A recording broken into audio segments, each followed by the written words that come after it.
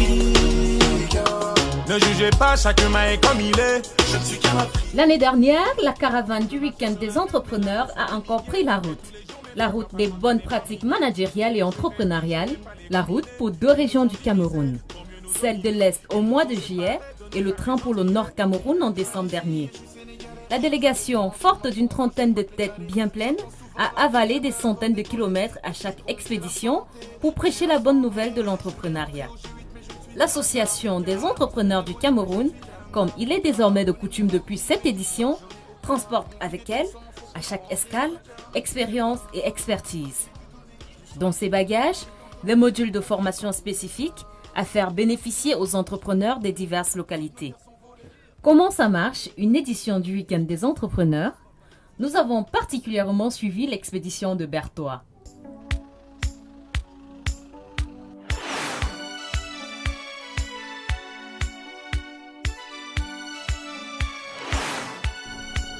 Tout un après-midi sur la route pour une arrivée en début de soirée du 21 juillet 2017. La petite ville nous accueille dans une quiétude des jours ordinaires. Juste le temps de prendre quelques repères, la délégation est chaleureusement accueillie à l'hôtel. Le point d'orgue de cette aventure, c'est bien le lendemain matin.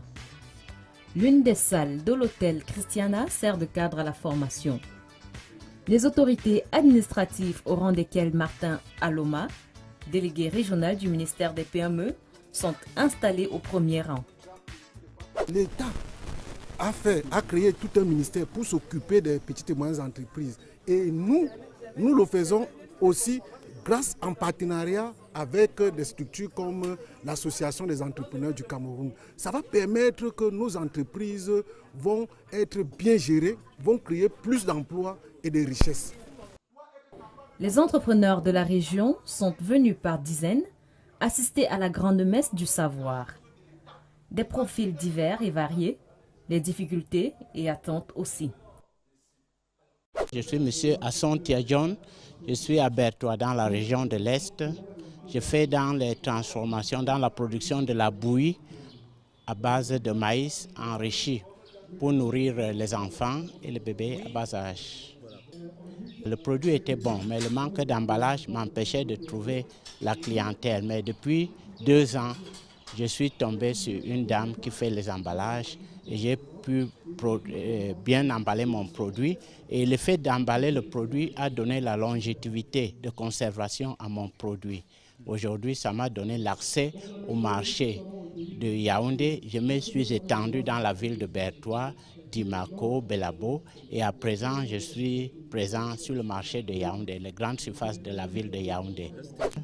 Je suis tombé amoureux des abeilles et partant, j'ai créé une entreprise appelée Mielcam. Oui. Mielcam fait dans la promotion de cette activité qui est encore très peu connue dans le pays, l'apiculture, l'élevage des abeilles. Nous hébergeons les abeilles pour exploiter leurs produits. Nous fabriquons les ruches, nous installons les ruches, on fait le suivi et l'entretien des ruches avec les abeilles. Nous récoltons le miel et on le traite de manière la plus naturelle et simple possible, pure. Au vu des termes qui ont été proposés, j'étais très convaincu que je vais recevoir les éléments qui me permettront de sauter ce pas qui m'a toujours paru très difficile. Créer l'entreprise avec toutes ces contraintes, la fiscalité qui m'a toujours fait peur. Je suis convaincu qu'en venant à ce séminaire, j'aurai tous les éléments qu'il me faut. Et par rapport aussi au financement, je travaille depuis 15 ans et je me bats tout seul. Si j'avais été financé, si j'avais su même comment écrire un projet et à qui m'adresser, je pense que je devais être financé et ça devait apporter un grand plus. Mon frère et moi, nous avons voulu, par mimétisme, produire du plantain pour créer de la richesse. Seulement, nous avons très vite remarqué que nous avions du plantain et on avait beaucoup investi sur le plan physique, sur le plan financier, sur le plan humain. On avait tellement stressé pour ça qu'on a eu du plantain et on a eu du mal à vendre un régime de plantain à 1500 francs. Et là, ça nous a créé le déclic de pouvoir savoir, de pouvoir imaginer ce qu'on pouvait faire du plantain pour lui apporter de la valeur ajoutée. Au menu ce matin-là, Le bal des experts et des thématiques bat son plein. Concevoir et opérationnaliser la stratégie de communication d'une PME à moindre coût pour ce qui est du marketing et de la communication, et juste après, une incursion dans l'univers de la propriété intellectuelle. D'ailleurs, à ce sujet, Maître Estengom a entretenu l'assistance sur l'importance de la protection des marques et les pièges à éviter. Il faut déjà savoir que la propriété intellectuelle nous environne. On a toujours l'impression au Cameroun que c'est une chose qui appartient aux autres, mais dans notre environnement, tout ce qu'on a dans nos maisons, dans notre environnement professionnel est composé d'outils de propriété intellectuelle. Le téléphone qu'on utilise, c'est à peu près 400-500 brevets pour le faire fonctionner. C'est des logiciels protégés par le droit d'auteur qui le font fonctionner. Les bouteilles d'eau qu'on boit sont protégées par des marques. L'entreprise même dans laquelle on travaille, son enseigne est protégée comme non commercial. La marque de produits ou services qu'on utilise, les innovations qu'on utilise comme un four, un micro-ondes ou un réfrigérateur, ce sont des droits de propriété intellectuelle. Les médicaments qu'on boit pour se soigner, la musique qu'on écoute, tout ça c'est des créations. Donc on est entouré de créations, on est entouré par la propriété intellectuelle. En général, nous avons des startups qui sont très innovantes, qui innovent sur un produit précis.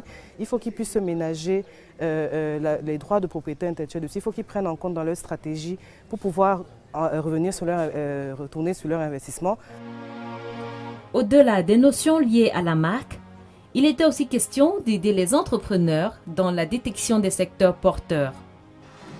Il faut pouvoir dénicher des secteurs prioritaires d'investissement en tenant compte des contingences de son environnement. Un entrepreneur, tout comme toute initiative visant à développer l'économie, que ce soit dans une petite localité ou à l'échelle d'une région ou à l'échelle d'un pays, doit se baser sur la maîtrise de son environnement. Pourquoi? Parce qu'actuellement, le contexte économique camerounais est par exemple marqué par un essoufflement, si on peut dire, financier de l'État. On voit la lutte contre le terrorisme au nord qui nous coûte beaucoup d'argent. On est actuellement avec un solde budgétaire déficitaire, une balance commerciale déficitaire. Des partenaires qui sont nos voisins, qui sont en crise. Le Congo, la Guinée équatoriale, le Tchad. Qu'est-ce que cela a comme impact de façon concrète? Si quelqu'un faisait dans un produit qui visait le marché congolais, le marché équato-guinéen, le marché tchadien, il doit maintenant songer à avoir d'autres partenaires ou bien diversifier son activité. Voilà par exemple comment la connaissance de l'environnement économique peut aider. La région de l'Est est une région qui a un très fort potentiel. On a plus de 100 000 km², on a beaucoup de forêts, beaucoup de ressources minières. On peut développer 1001 filières porteuses de croissance, porteuses d'emploi. Beaucoup de jeunes entrepreneurs aujourd'hui essayent de tenir compte de ces informations pour se lancer. Mais le problème, c'est que dans la région de l'Est, ces projets porteurs, ce sont des projets qui nécessitent de gros investissements. Parce que dans la région de l'Est, ce ne sont pas des projets qui peuvent tenir compte des individus résidant à l'Est. Ce ne sera pas trop porteur parce que la population est assez faible. Ce sont des projets de grandes envergures qui vont au-delà de l'Est. Les mines, le bois, ainsi de suite. Cependant, l'un des manquements, comme on a toujours dit, c'est une faible appropriation de l'information par nos entrepreneurs, qu'ils soient jeunes ou vieux. C'est pourquoi l'AEC et tous ces organismes qui militent dans ce cadre, nous saluons ce type d'initiative parce que ça permet à l'entrepreneur jeune de mieux maîtriser son environnement et de le rendre optimal. Lionel Boudjeka, auditeur senior en comptabilité finance et consultant en gestion des organisations, a quant à lui démontré comment optimiser la gestion fiscale d'une PME.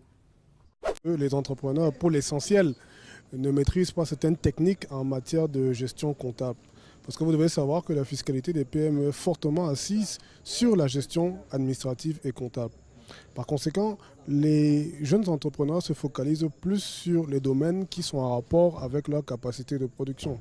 Exemple, si un individu est fait dans la transformation du bois, c'est d'abord à la base peut-être un menuisier, il va plus se concentrer sur les questions d'ordre technique plutôt que sur les questions d'ordre administratif ou comptable qui, malheureusement pour lui, sont très essentielles lorsqu'il s'agit de connaître le niveau de taxation ou bien d'imposition auquel il peut être assujetti. Ces entrepreneurs déjà devraient, comme on a dit tout à l'heure, aller au-devant de l'information.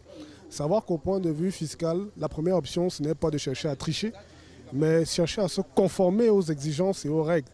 Parce que ce n'est qu'à travers cette volonté de se mettre en conformité avec les exigences de l'administration qu'il pourra, comme on utilise souvent le terme, optimiser sa fiscalité, c'est-à-dire payer moins d'impôts que ce qu'il escomptait payer, parce que la fuite ou bien encore la dissimulation du chiffre d'affaires n'est pas la solution qui s'offre à lui. Et pour ce qui est du financement des projets et de l'accès au crédit, l'association a fait venir un banquier pour la question qui suscite toujours tant d'interrogations. Tous veulent accéder au crédit, mais comment y arriver? Il faut que je sache exactement ce que je vais faire. Pour que quand j'arrive devant le banquier, je sais exactement ce que je dois dire. Parce que pour le banquier, l'information est capitale. Ce que je vais faire de mon projet, il est capital. Et dès que vous avez connaissance de ce que vous allez faire, le banquier balise maintenant le combien il va vous donner. Il faut quand même dire une vérité. C'est que la banque, elle a pris l'argent des épargnants. Ça veut dire qu'elle a un droit de réponse vis-à-vis de ces épargnants chaque fois qu'ils vont venir réclamer leurs argent. Ça suppose que la banque ne peut pas prendre le risque sur tout le monde. Dans les autres pays, ce qui se passe, c'est que j'ai été au Maroc, l'État a créé des mécanismes qui font en sorte que les jeunes entrepreneurs, ce qu'on appelle généralement les start-up, les gens qui veulent être nouvellement créés, se fassent accompagner par l'État. L'État, c'est pour te garantir de ces start-up. Et directement, la banque est assurée que je suis garanti si je finance telle ou telle personne. Or, quand vous venez de vous-même, vous n'avez pas l'expérience suffisante pour faire une activité. La banque se trouve dans une impasse. Ça devient difficile pour elle de vous financer alors que vous-même, vous ne connaissez pas déjà toutes les implications qui incombent la création ou alors le montage d'un projet. Lui, c'est Steve Tchatchouang, président de l'Association des entrepreneurs du Cameroun. Il revient sur le choix des thèmes et des principaux orateurs cette année. Un choix opéré après identification des besoins des entrepreneurs. Pour organiser un week-end des entrepreneurs, il y a plusieurs étapes. Avant, nous faisons une descente sur le terrain pour comprendre la problématique de la région et adapter cette problématique-là, apporter les solutions de l'extérieur. Donc, ce qui fait que nous avons vu qu'à l'Est, il y a un problème de communication, l'économie numérique, qu'on en parle partout. À l'Est, elle est peu développée, les statistiques le montrent. Nous avons pris la peine donc de développer des thèmes, 6 thèmes. Le financement, je crois que ce n'est pas un problème de la région de l'Est, c'est un problème national de tous les entrepreneurs, le problème du financement, de la gestion de trésorerie. Sur le plan fiscal, nous avons eu à rencontrer des entrepreneurs qui disaient qu'ils ont des problèmes avec leur déclaration tous les 15. Donc nous avons pris un fiscaliste avec nous, la communication, la protection de la marque. Donc tous ces thèmes développés ont été étudiés avant pour permettre aux entrepreneurs de l'Est de repartir avec quelque chose de positif. Pour cette 6e édition, la principale innovation est la présence d'une success story entrepreneuriale pour un partage d'expériences certain au-delà des notions conceptuelles. Le choix a été porté sur Audrey Chico, industrielle camerounaise, PDG de MSMI. Drapée sous son charisme habituel, elle a pris du plaisir à échanger avec les entrepreneurs.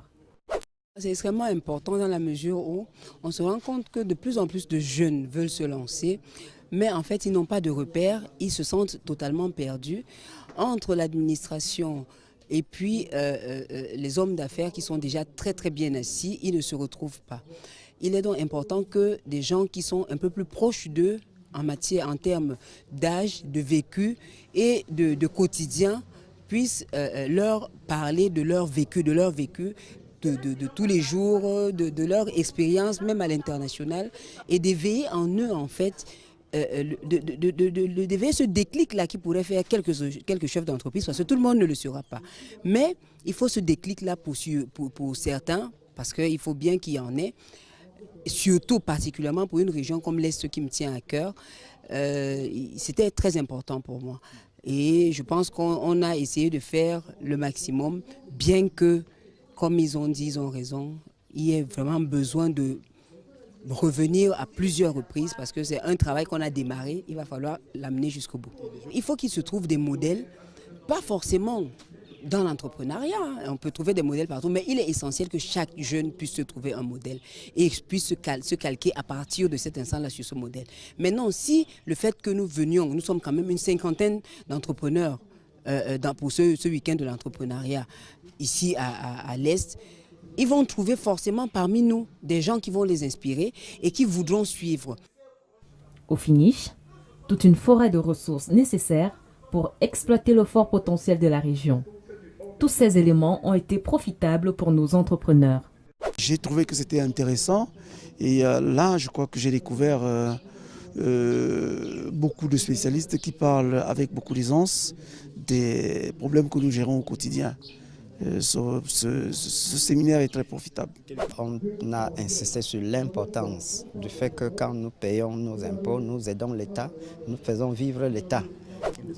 Je suis venu dans ce week-end des entrepreneurs parce que je veux bien entrer dans la maison des entrepreneurs, sortir peut-être de la très petite entreprise, devenir également un grand entrepreneur, m'étendre dans tout notre pays, passer de Yaoundé aussi à Douala et pourquoi pas bien m'étendre dans la ville de Yaoundé. J'ai appris beaucoup de choses et je retiens quelques-unes. J'ai appris quelques techniques de marketing que désormais je vais les appliquer. La satisfaction est partagée. Les organisateurs peuvent déjà entrevoir le futur. À chaque région, nous découvrons le Cameroun et nous comprenons que vraiment le Cameroun il est grand. Et il y a tellement de richesses, tellement de valeurs qui font en sorte que chaque région, on se dit, mais on a déjà beaucoup fait, ça devient encore une nouvelle étape. Donc à mi-parcours, nous sommes ici parce que l'association est tient. Nous sommes accompagnés de plus en plus. Les membres commencent à comprendre, ou les futurs membres, ou les futurs entrepreneurs, l'importance d'adhérer dans un regroupement pour être plus fort et pouvoir soumettre nos problématiques. Donc je vais dire aussi aujourd'hui, avoir près de 130 personnes dans la salle, venues de l'extérieur et de Bertois, nous fait comprendre que vraiment nous sommes en train de toucher du bois les réalités des entrepreneurs. Donc nous pensons pas nous arrêter là, nous pensons faire les 10 régions du Cameroun. Donc après Bertois, nous allons faire un bilan comme il se doit, juste Garoua, le nord, son palais, le littoral, le centre.